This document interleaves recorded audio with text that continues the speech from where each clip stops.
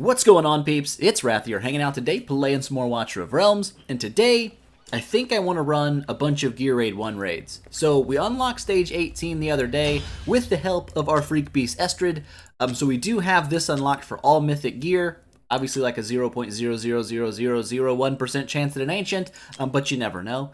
So I do want to run this.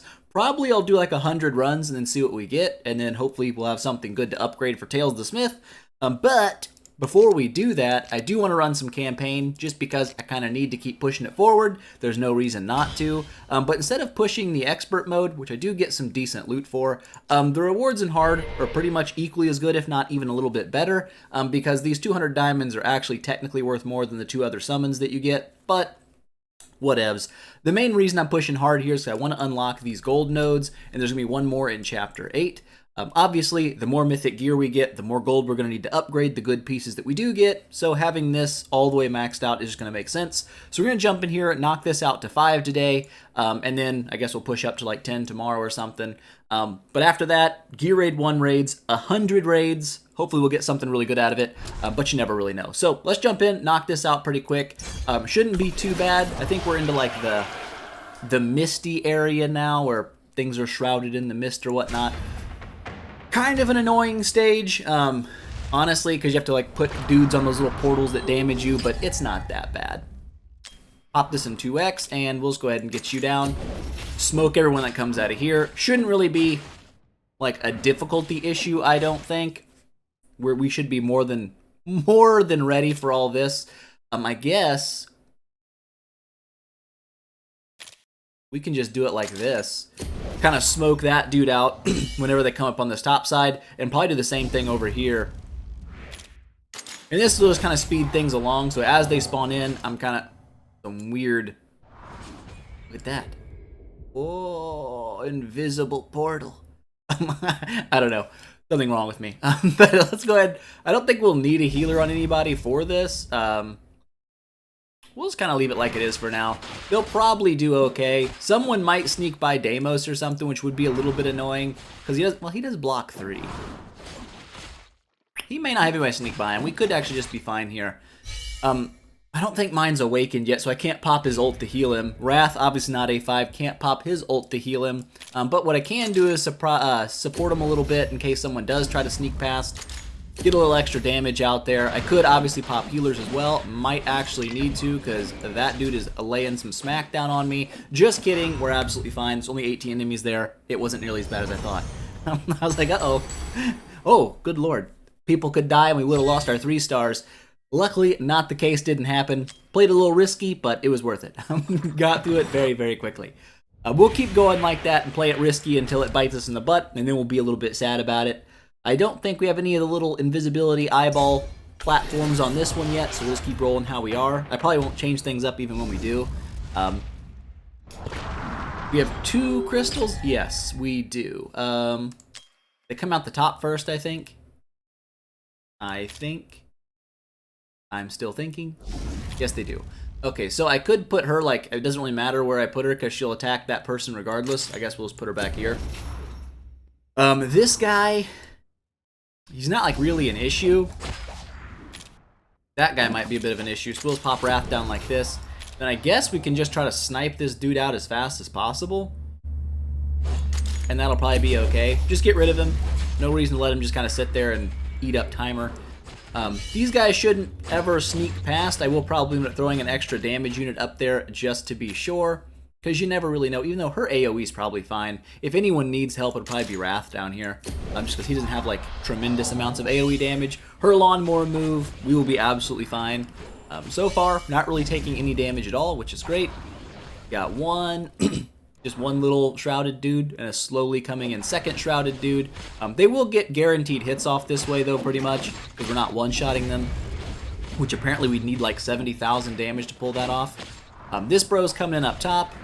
I don't think she's going to get swarmed. She does one-shot the skeletons at least. That's nice. But I think we're okay here. I don't think he's going to stop and wait too, so that's easy. He's not going to be a problem. This guy might be an issue, but actually he's not going to be an issue either. We're going to take him down just as fast.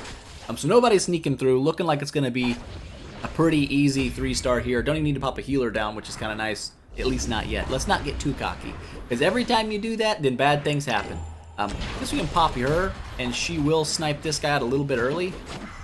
These are the last waves. Go ahead and pop her ult. 103,000, I'll take it. Absolutely smoked. Didn't really need to go Weed Eater mode on that guy, but we did it anyway. She got a whole one chop out of it. But there we go. Stage 2 down, relatively fast. Not too bad, not too bad. It's always nicer when you can stack like directly up on the crystal or their summon spots, so you can kind of just knock them out really, really quick, but didn't let us do it that, 3. Shouldn't be too bad. We've got 3 strong fighters to block things. We shouldn't really have an issue. I doubt they're going to swarm me fast enough that they can get through all of my DPS. I'd be shocked if they did. This one's going to come in on bottom. How far can we stack forward? Pretty far. It may be a bad idea just because they might send people like fast enough I can't get enough cost out to get everyone out. See where they send the second line of people. Is it going to be top? Nope. Same in the bottom. So we got middle coming in. Obviously, Estrid's going to be middle since she has AoE that will hit literally everything. And then we'll pop you up top like this. And we should be good. We can pop a healer down in case we need one, which we probably will, just because she's going to get hit pretty hard by this guy. He does hit like a freaking truck. Pop you down like so. And then we can get some damage units here and here, and we should be fine. Not sure if I want AoE on here or just better single target. We'll probably just go with like... He's a little bit of a hybrid of both, but she's definitely going to be all single target. I could throw Maul out here, but since they're mostly cloaked when they come out, the AoE damage kind of doesn't really do anything because you can't hit the people that are invisible anyway. But this should help keep these guys from doing any damage to Estrid, which is exactly what happens. I guess having her with a bunch of AoE doesn't really matter because like they're all cloaked until they get right up to you anyway, and you can't hit them. Even if you can hit them, you can't hit them, which is annoying. But I guess we just wait for this one to go through. I don't think it's going to be a real issue at all. I guess the nice part about having these guys invisible is Idril kind of actually focuses on the big dudes. She doesn't worry about hitting little guys. Slurp some definitely not room temperature, if not slightly colder coffee. Delicious, very good. Very good. We got 22, 21 enemies left to go. I wish they would send them out a little bit quicker. And I guess they kind of are. There went 9 of them very, very quickly. And now, just the final 12 to go. Is it going to be all at once? It's looking like it might be. Yeah, okay, that's not bad. I like it when they send them all out quick like that. That's great. Okay, so, boom, not a problem.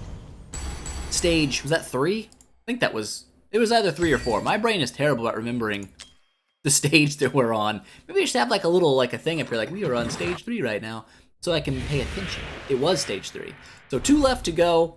Now we've got one of the little eyeball thingies here. I don't know if they bring in like the invisible bros yet, or if that's going to be later on. I can't really remember. We'll go ahead and jump in here. How do we want to run this? So we have 2 crystals to defend, both on this other side of the map. The first thing I'm going to do is get my my damage units out to block these 2 areas, and then we'll probably end up throwing like a DPS unit on this and a healer somewhere that covers it, and that'll be all we need. Guess we can throw you in for funsies. And who goes on there? Probably, I would say Navras, because he will uncloak things that are cloaked, and then his AoE will make a little bit more sense. Let's go ahead, and we should be good enough to get him down now, and then he's not going to die before we get a healer on him. Should be fine. Boop and boop. And there we go. I think they do also summon in some like invisible, or not invisible, magic damage dealers, which he's not as good at dealing with magic fighters because he does magical damage, so maybe an archer on there would have been smarter. But we can always throw one of those in as well, like so, and do like this, and that'll be alright. I'm not sure if these guys are the taunting bros or not, or if that's just like a special effect in one of the faction trials. I could be wrong, so don't quote me on it, but there we go, there's a magic bro. So the archers do extra damage to them. Navras does not the extra damage, but it's okay. He should be fine. He also takes a little less damage, I guess, because he's a mage. But only a few enemies in this stage, 23, and we're already pretty close to getting there. I guess we can just go ahead and pop your ult. No one's really been cloaked. I feel like sitting on this was kind of a trap. Was there a single cloaked enemy in this entire wave? Is that just bait to put your dude on there and take damage for no reason? I don't know. Maybe it was. Maybe they were cloaked and I just didn't realize it because they got uncloaked and we smoked them really quick. but part of my brain is saying that there were not a single invisible enemy there, and we were just on there for no reason. This side, we do have one crystal, I guess, but 2 entrances to it. Not a problem, as long as you got a couple of good warriors, you're fine. We do have 2 healers, so we should be okay to put people on both of these pedestals. Yep, pedestals. Pedestals. Yeah, our healers will reach just fine. We should be good no matter where we put them. But you're coming in up top first. I said we could stack on crystals here, but that's pretty freaking dangerous. Do we try it like an idiot? Yep. Yes, we do. That's just the way we do things around here. Since he does have the lunacy visor, he will heal a little bit by himself, but not much. This is going to be a terrible idea. We're going to have somebody sneak in on us for sure because of how we're doing this.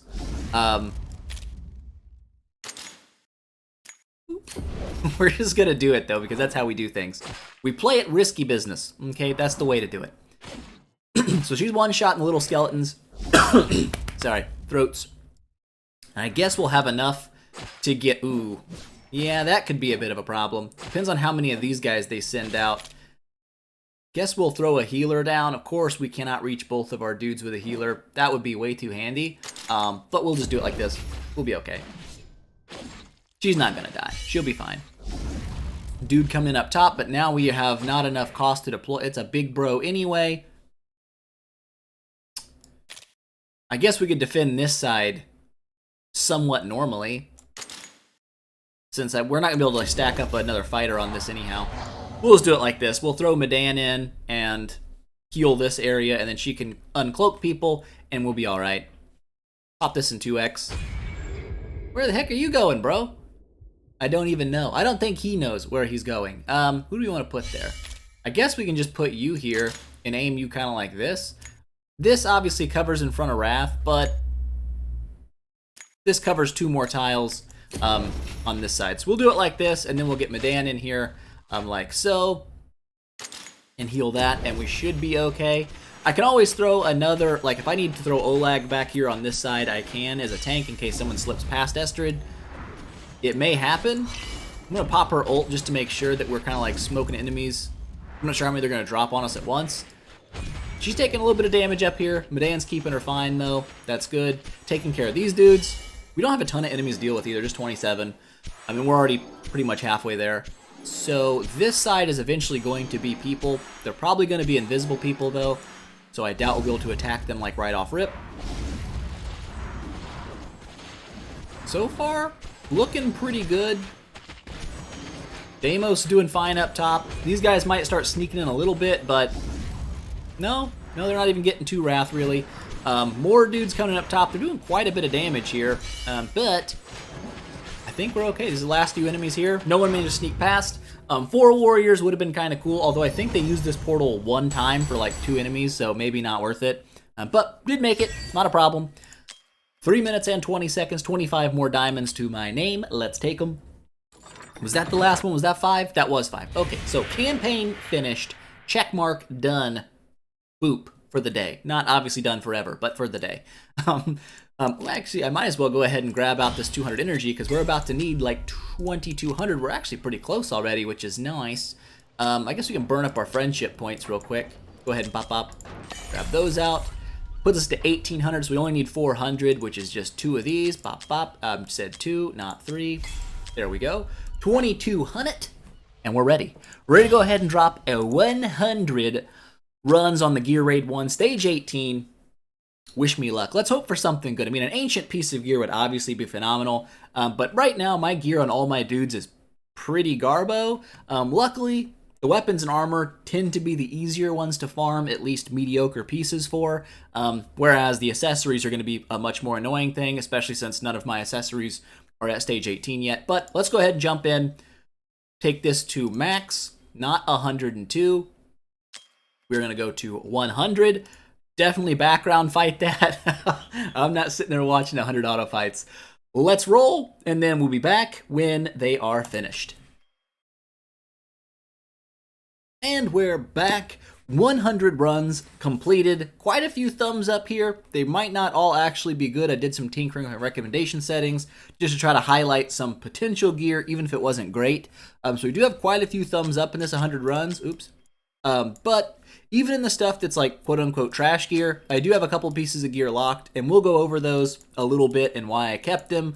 They may not turn out to be anything. They could just be absolute crap, but if there's potential, I like to keep it, especially if that potential is like in the top 2, like right here. These 2 bottom substats are pretty bad for like a tank, especially with an HP-based unit.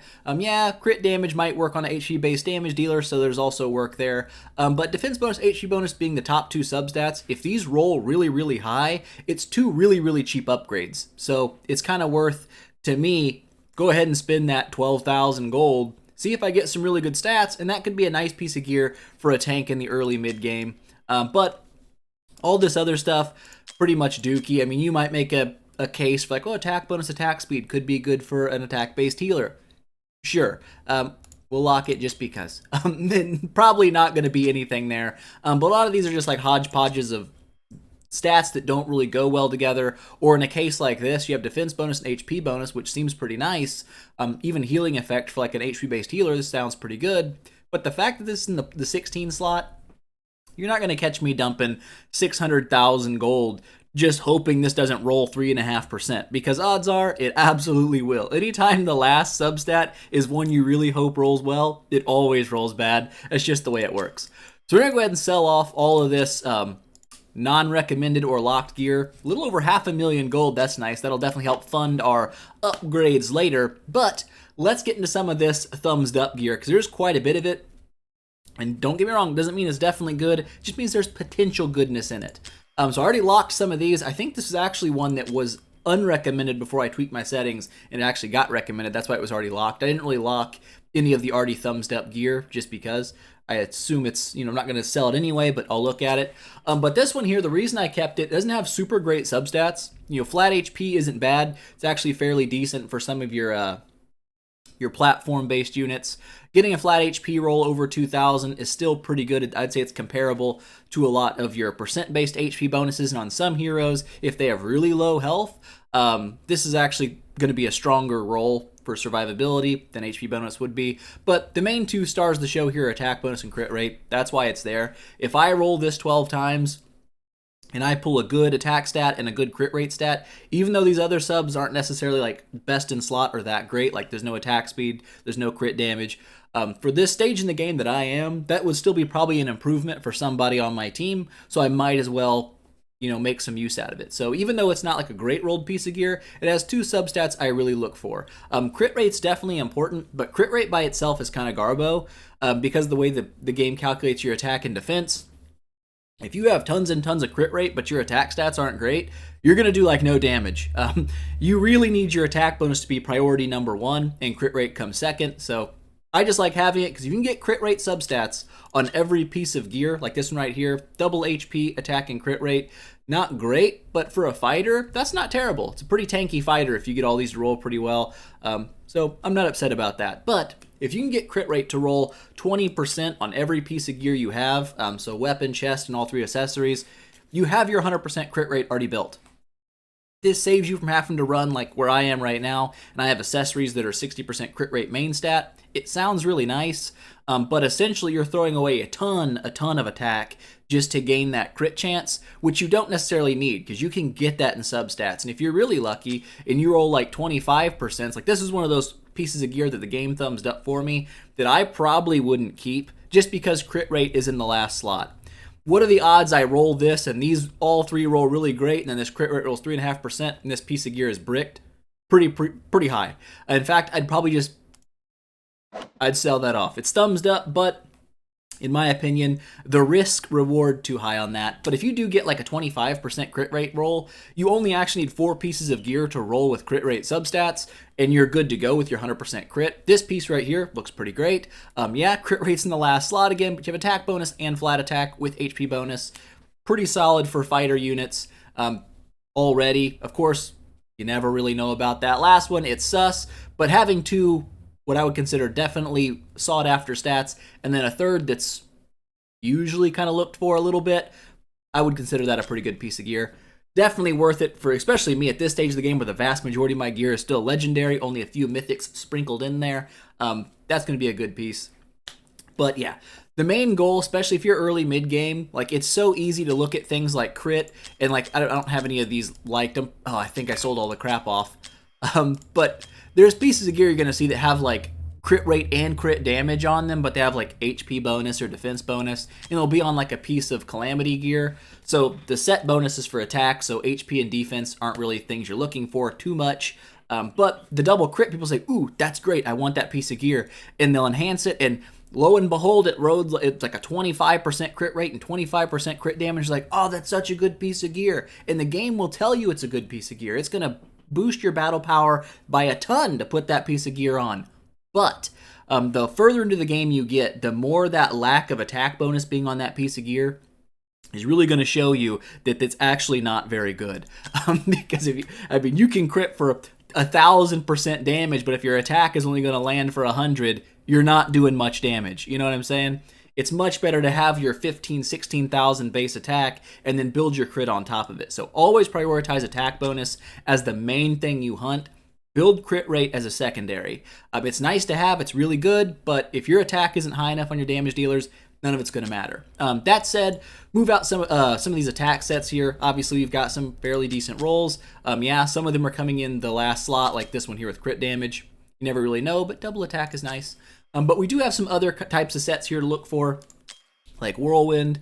This set's kind of a questionable one for me. I would much rather have HP bonus where HP is and flat HP down here. But an attack speed set like this with HP healing effect and HP bonus on it, this could be really, really nice for someone like Medan or Vortex, HP-based healers. This is going to make them much tankier, but also give them that attack speed boost you're looking for so they can get their heals rolling quicker. So Whirlwind, you can kind of roll it either way. You can make it an attack-based set, or you can make it more of a support-based set. It's kind of like the set of gear you can use anywhere. But as you get further and further into the game, this 75 attack speed for your damage dealers is probably not going to be worth it. You're going to rather have another 35% crit damage or more likely a 25% attack boost, something like that instead. But for healers and stuff, as you can see here, another one, double HP healing effect. This one also has attack bonus on it, so this could still even work for someone like Hollow. An attack bonus if it rolls really high and a healing effect that rolls well. If this HP bonus doesn't roll very great, I would just put it on an attack-based healer instead. Still get the attack speed, still get attack bonus, still get healing effect, but the HP wouldn't be as great. But that still makes an attack-based healer a little tankier, and that's definitely nice. Now, obviously, Rage Regen would be great in areas like that, but I'm not even sure you can roll Rage Regen on, like, maybe it's armor. I don't know. I don't think I've seen any on the weapons either, but maybe that's just bad luck.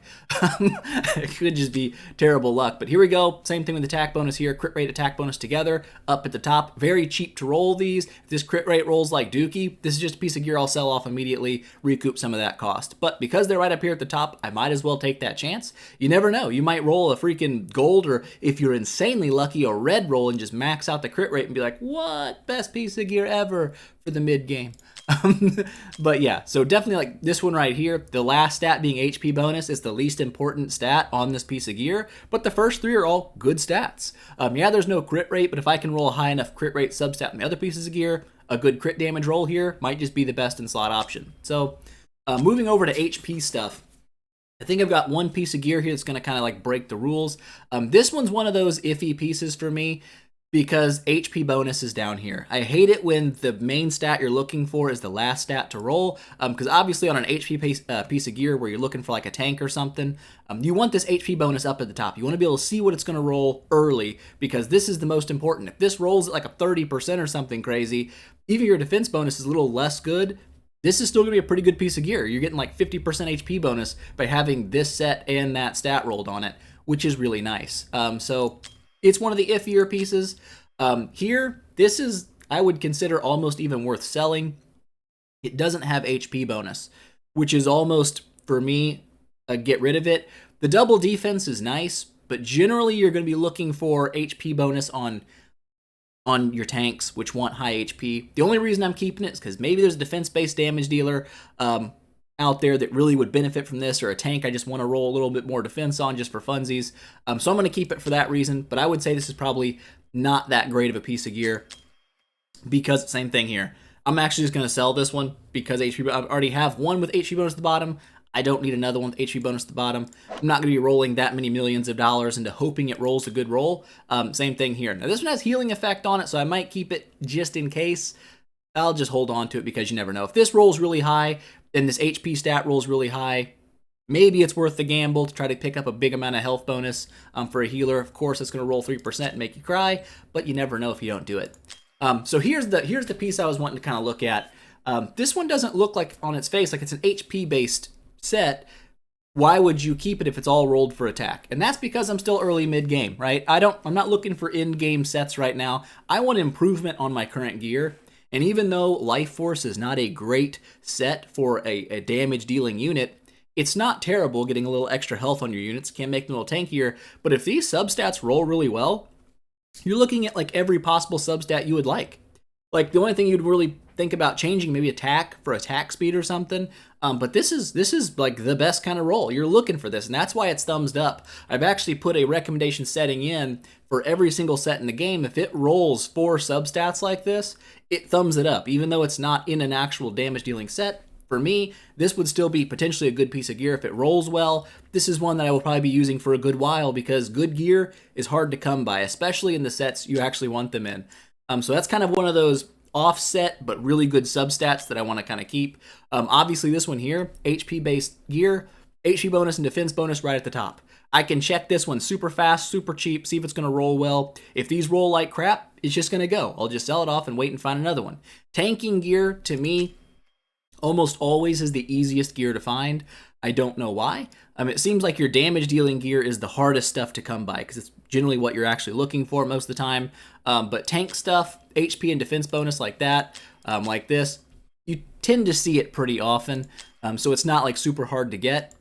So if I get these and they don't roll super well, I'll just sell them because I'm going to get another piece that's pretty much identical in no time, and I can almost guarantee it. Some of the healer stuff here, this is another one that's got double HP and healing effect. Of course, HP bonus being on the last part, I would maybe even think about putting this on an attack healer depending on how high this rolls, because flat HP on an attack-based healer is actually, it can outperform an HP bonus substat roll, just because if you have a max HP of like 7,000 or something, an HP bonus of 2,000 is, almost 30%. You have to have a really, really good HP bonus to overdo that, like almost a max roll at 33% to kind of, make up the difference. But it's got both of them anyways, so good healer thing. You know what I'm saying? Not bad. Attack speed. I like this. Having attack speed up in the top 2 substats is great. If this piece of gear had swapped and had like attack speed down low, healing effect up top, I'd probably still keep it, but I'd be way more wary of it. Because if your attack speed rolls really crap, it just kind of makes the whole piece of gear feel like a dud. Even though it wouldn't be terrible to have HP bonus and healing effect, if this rolls bad, it's like, honestly, I was wanting that to roll really high because that's going to make my healer just that much better. But over here, kind of same thing. We got attack speed right up top. We can check that one really quick. If it rolls really bad, probably just sell this piece off and not worry about it. But some of these pieces of gear down here, these are the ones that are like, they're not thumbs up, why lock them? And this piece of gear right here, I don't have a rule in place for HP-based damage dealers because I don't want it to dilute my thumbs up pool too bad where I just see everything is highlighted with a thumbs up and I've got to like look and think, why is this thumbs up? But this one for an HP-based damage dealer is pretty nice. It's on a crit damage set. That's great. It has crit rate as a substat, HP bonus, and HP with defense bonus. With defense bonus, is not the greatest substat. I mean, attack speed or something would be better. But that's pretty solid. If those roll pretty good, someone like Gluttony, that'd be a fairly decent piece of gear for him. So that's why I kept that one here. This one's kind of an interesting one. It's got crit damage and attack bonus, but it's also got HP bonus. So it could kind of go either way. An HP-based damage dealer might get some use out of this. An attack-based damage dealer, if this rolls really high, could also get use out of it. The reason I kept it without having crit rate is simple. If I get really good crit rate rolls as substats on other pieces of gear, I don't necessarily need this to have crit rate on it, but if it rolls a really high crit damage, it can still be just obviously good for your team. So I kept it. Not the perfect roll, but decent. This one here, healing effect and attack bonus. Sometimes on my attack-based healers, I will run Calamity sets because it boosts their attack even higher and it makes their heals a little bit stronger. Never a bad thing, especially things like Dolores. Dolores doesn't really benefit from healing effect all that much. Yeah, she can heal a little bit, but that's not like her main role. but you do want her to have really high attack. So Dolores definitely wants Calamity gear, in my opinion. It's the best gear for her. You don't want Salvation. You don't want to make her tanky. You want to boost her attack as high as possible. So if this had like a flat attack substat as well, that would be ideal. Doesn't have that, but I figured attack bonus, healing effect, HP bonus, make her a little bit tankier on an attack set. Could be good for Dolores. That's why I kept it. Is that the same piece I just looked at? No, just very similar idea behind it. Double HP, so a little bit tankier. But attack bonus, healing effect, and it's up here. If healing effect had been down here, or attack bonus had been down here, I would have just sold this piece of gear. But because it's in the 12 slot, it's only like 50k usually to kind of check and see how good that rolls. So I kept it. It's potential. Potential, I will keep. Same thing here. Kind of a tanking set. It's not thumbs up, defense bonus, HP bonus. The reason I don't think it got thumbs up is it didn't have flat or flat defense or something in the substats to make it like quote unquote defense-based gear. But this could go either way. An HP-based damage dealer could obviously get some utility out of this. But honestly, if it rolls like really well all the way down, or at least these two roll really good for a tank, even if this rolls really high, I could kind of even swap that around to damage dealers and still get some good utility out of it, like a tanky, fighter unit. But not bad, not bad. That's why it's there. It could be something. This one here, again, it's the totally wrong set. It's HP based set, but it's got attack bonus, crit damage, and flat attack all in the top 3. I can check these rolls really quick. If attack bonus rolls low on this one, I'm just going to sell it immediately. But you never know. If this rolls 20+% for some reason, I feel like the game takes these sets where you don't want an attack roll, and it makes that attack roll really good so much more often than when you're on an attack piece of gear and you want it to roll high attack and it rolls like 3.5% and you cry a little bit. Like, I feel like, I don't know if it's just like that's how it's supposed to be and it's weighted that way, that the bad substats roll better on the sets they're not supposed to be on, but it feels that way for sure. But we'll check this one and see. You never know. This could roll all 3 perps up top, and then, hey, I'll throw that on one of my damage dealers. Right now, it'd probably be an improvement over what they've got. So, yeah, this one here, I don't even know why I've locked this one. Why is that even there? Crit rate in the last slot, that's kind of dookie. I'm assuming it's mostly because HP bonus, defense bonus in the top 2. I can use that to kind of check for tanking ability, but if it does roll really well up here, and the crit rate rolls really high, you can throw this on an HP-based damage dealer and still get utility out of it, but it would work pretty well for a tank as well. HP bonus, defense bonus, never going to be a bad deal for a tank, so that's why that's there. Same thing here, we got defense bonus, HP bonus. We also have healing effect, so this has a couple of different routes you could go with it. It could go on a tank, it's got the good tanking stats. It could also go on a healer, an HP-based healer, but it could also go on an attack-based healer. If this HP bonus rolls pretty low, but the attack bonus rolled really high, you've got healing effect and attack bonus, plus you get some HP out of the set itself, so it'd make your dude a little bit more tanky. So it's got a lot of different potential ways to be good, and that's why I kind of kept it, or at least not like great, but like average. This one here, it's one of those pieces of situational. Could be good, could be bad. We got the attack speed, which is great for healers. You definitely want attack speed on healers. It's very, very nice. HP bonus is the first substat, so an HP-based healer is the first thing that pops in my mind, just because it's the easiest to check. But if this doesn't roll great, and I feel like attack speed rolls like purple or something, it may be one I test out the attack bonus on, because if it rolls really high, I could throw this on someone like Hollow, and I get healing effect, attack speed, attack bonus, just a pretty solid piece of gear for an attack-based healer, depending on how it rolls, or a pretty good piece of gear for an HP-based healer, depending again on how it rolls. So that's why that's there. Same thing here, but this one's obviously going to be pretty much guaranteed geared for an attack-based healer, because flat HP, not that great. Attack speed in the top 12, cheap to check. Attack bonus literally in the top 4, really cheap to check. So how I'd normally check something like this is I would only roll 4, I wouldn't roll 12, and I would just go ahead and see what it rolls. 12%, that's not good enough for me. I'll just go ahead and sell that piece of gear off because it's not worth it. Okay, at that point, I know it's not going to be something I want to keep. If it rolls purple or really, really like 19.5% attack, I might keep it. But that's how I check my gear. I check for the lowest common denominator on what I'm looking for, and if it rolls bad, the gear's gone. You're going to get so much gear because you have to farm so much gear. That keeping every single possible piece that could be good, even if it rolls kind of bad, is a great way to gunk your inventory up and be stuck for ages trying to find pieces of gear for your heroes because you have 4,000 pieces to sift through. But there's our 100 runs. We got some decent pieces of gear. I didn't upgrade them yet. We don't have the Tales of the Smith going on right now. That'll be tomorrow. So we'll definitely upgrade some of those pieces, see what we can get there. We did get some loot out of here, though.